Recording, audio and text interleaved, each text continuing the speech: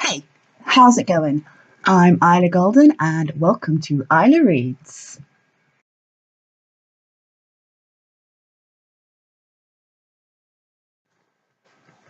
Rehearsals were over for the day, and Echo was just making her way around to the foyer when she spotted Still exiting the practice theatre. His eyes lifted up towards her in acknowledgement as she rolled towards him. Hey, I'm just going to pick up the kids from the clubhouse. You want to join me? In reply, he gave one of his more non-committal shrugs. Still only really spoke when it was absolutely necessary for him to. Occasionally he would nod or shake his head, but the most people usually got out of him was one of his many shrugs. Still, he appeared to follow after Echo as she continued making her way forward, so she took it as a sign he wanted to see his niece and nephew. She was almost across the foyer when May raced towards her and skidded into her path, forcing her to stop. I know it's unfair of me to ask, but I still want to meet your kids now, so I was just wondering if you'd let me tag along when you go to pick them up. Her hands were clasped together in front of her, and her eyes were wide and pleading. Mate, we literally just talked about this. Zanny sighed as he appeared next to her. We can't just impose ourselves on Echo. I know, but I just couldn't let myself miss out. You say that like there's not going to be another opportunity. He rolled his eyes. Why don't you at least give Echo a few more weeks to get to know us a little better? No, it's okay. Echo smiled at both of them. I don't mind you tagging along with me now if you like. Ew, do you mean it? May bristled with flames. Echo, you're the best. Almost nervously, Echo found herself glancing towards Still. He wasn't exactly a people person and was probably reconsidering his choice to go along with her. What she noted when she looked at him, however, surprised him more than a little. Although to the casual onlooker his expression hadn't changed, for someone like Echo, who had known him his entire life, the subtle alterations were obvious. She wasn't quite sure if he was surprised, bewildered, curious, or all of the above. She just knew something had caused a reaction in him, and if she had to guess what, she'd have said May's flames.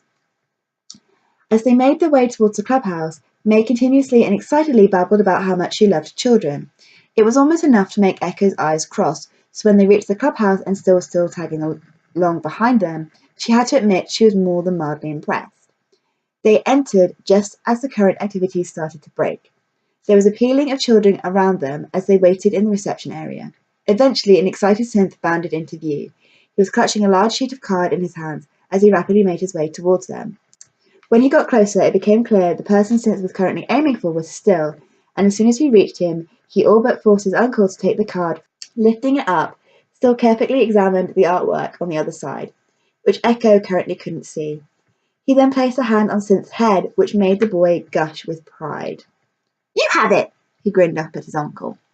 Nodding, Still swung his bag off of his back, got out his large sketchbook, and placed a picture between two of the pages, before carefully placing it all back into his bag. Synth then bounced towards Echo and climbed up onto her lap. Hi there, May cooed over him. My name is May, and I'm in the play with your mama, and so is my friend Zanny here, she pointed. Ever since your mama told me about you, I've wanted to meet you and your sister. Okay, he barely even blinked at her before staring up at Echo. We home now? Soon, little one, Echo ruffled his hair. We have to wait for Pico first. Almost as soon as she said it, her daughter appeared in one of the side corridors, dragging her feet towards them. To begin with, her head was down, which seemed to keep her pace at a snail's crawl. Then she looked up, and curiosity finally made her pick up her feet. Hi. Her eyes moved from May to Zanny. Are you guys working with my mum on that play too? Well, you're smart. May bristled with flames for a moment. Echo didn't mention how smart you are. I don't think I'd have been able to work out who I was when I was your age. She tilted her head for a moment. Then again, I wouldn't have to be working out who I was. I'd been working out who someone like me with my own mama was when I was your age, and I still don't think I would have been able to do it. I'm May, by the way, and this is Zanny. Right. Piccolo's voice became dry and unenthusiastic as she shifted her gaze towards Still. I guess Aunt Lilith has you doing her posters art again. In response, Still shrugged and shifted his gaze away. So are we going home now? Her voice had similar tones to a moody teenager. Piccolo. Echo shot her a warning look. I was just asking. There were sulky notes of aggression in her voice.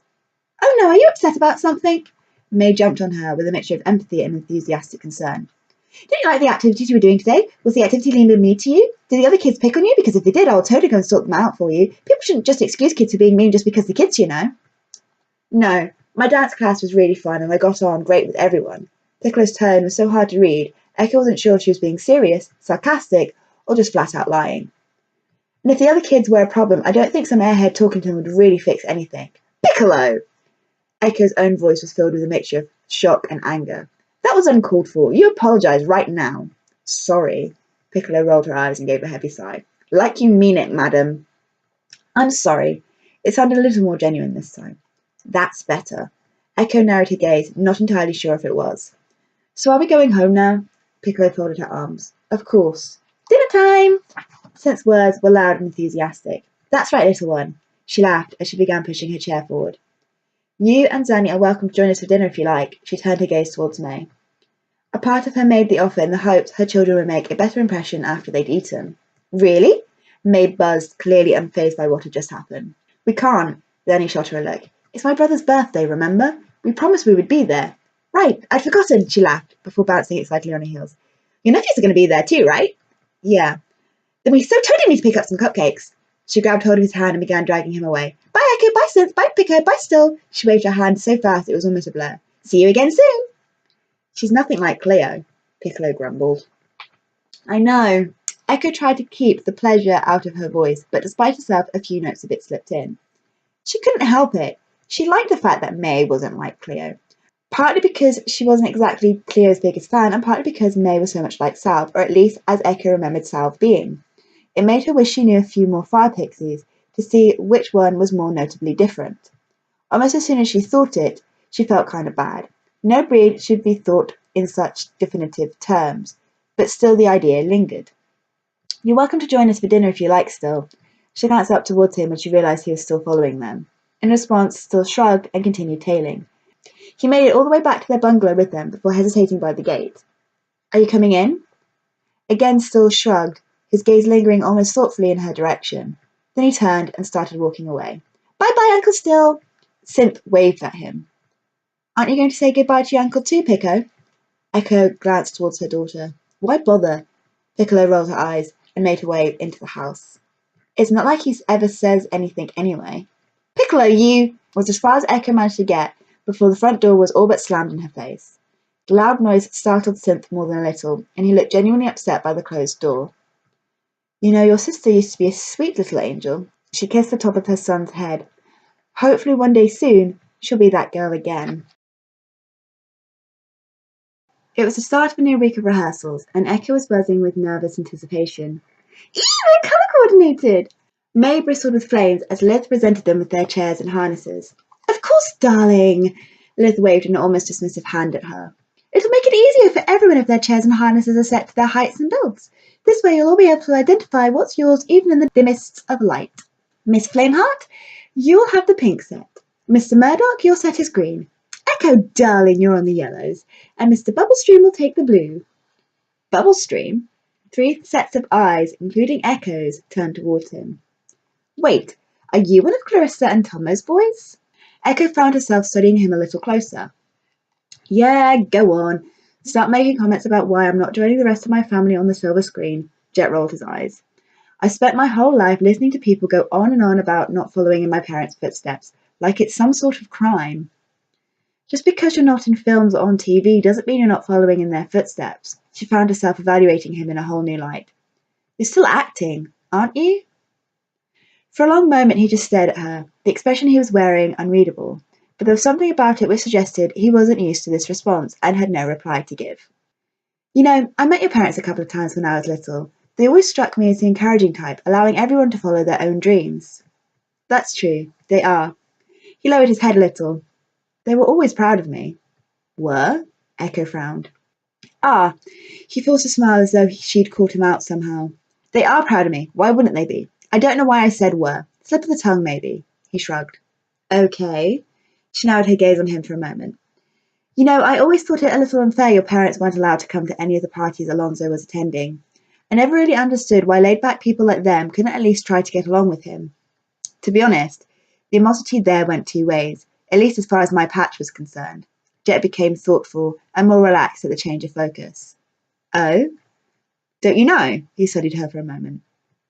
My grandpatch is Clancy Rush. Ew, this group just gets better and better, May erupted with energy as she threw her arms around Jet and pulled him into an uncomfortable hug.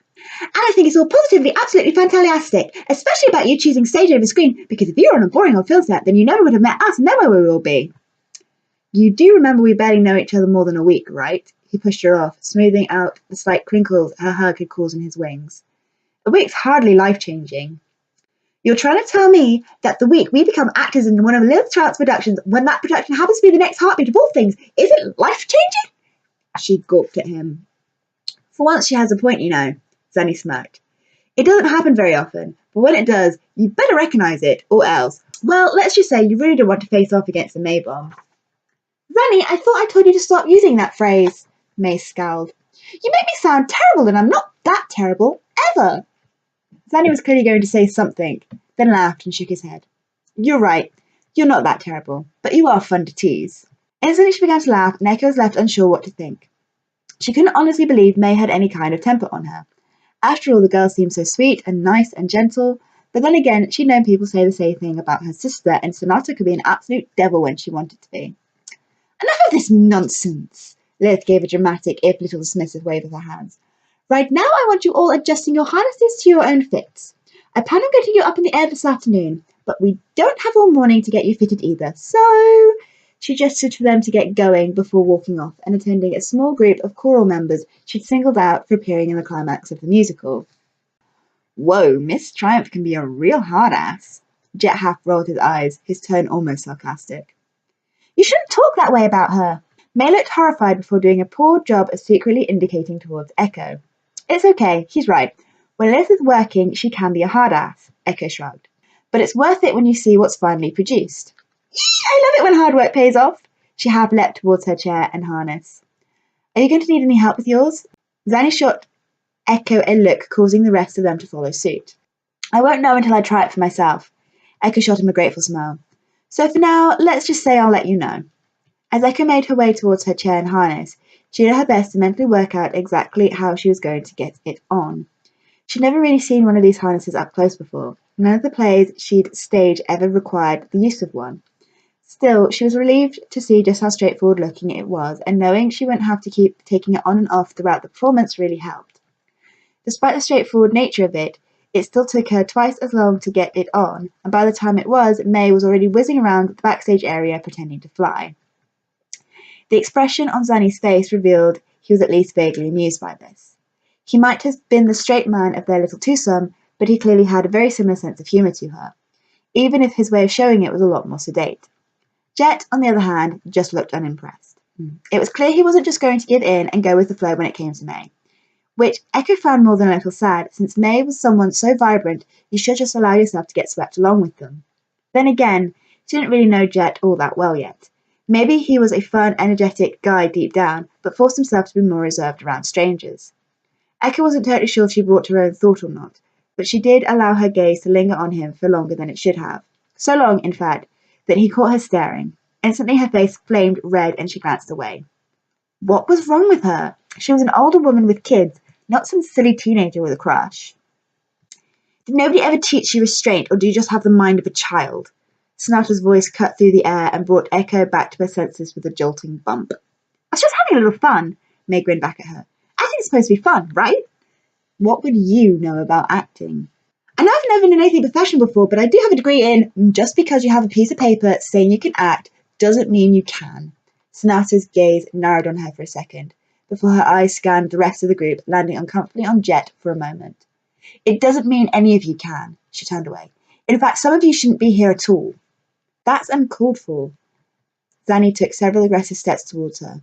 You have no right to speak to any of us like that. I'm just saying it for your own good. She folded her arms as if trying to appear tough, but something about her looked uncomfortable. Some truths are hard, but you still have to accept them. Depends on how you define truth, really, isn't it? Jet sounded strangely amused. Yes, it does, doesn't it? Sonata turned back towards him, and her eyes met with his. They appeared to be filled with something strange. Sadness, maybe. Instantly, Echo got the sense that there was some kind of history between them. It made her prickle with jealousy.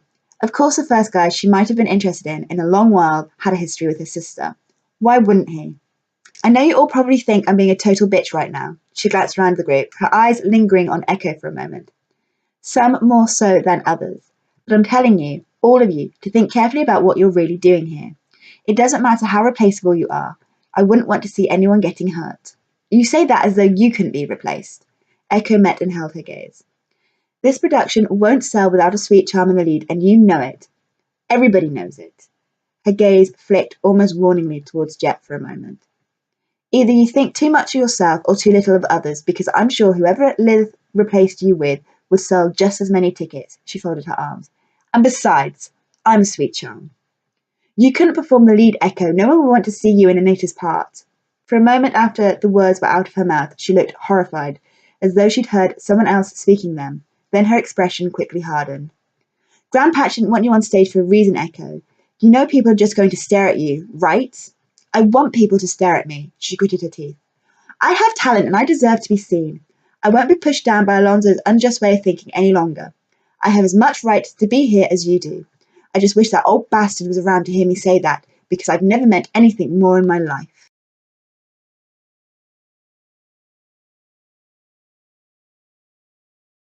Enjoyed what you've heard so far? Please consider subscribing to find out when the next part's being released. Thanks for watching. See ya!